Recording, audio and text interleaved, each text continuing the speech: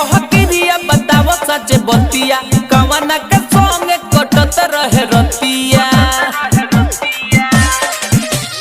खाके कह किरिया बताव सच बतिया कवना के संग कटत रहे रतिया बड़े ऊपर से सुघर जवानी बड़े ऊपर से सुघर जवानी नीचे से न टाइट बा जनतानी ये हो करे जा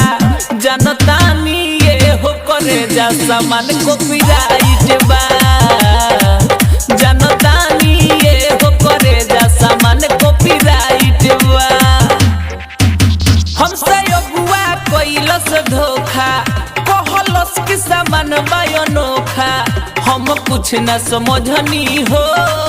साला मिले गइल हमारा खोखा।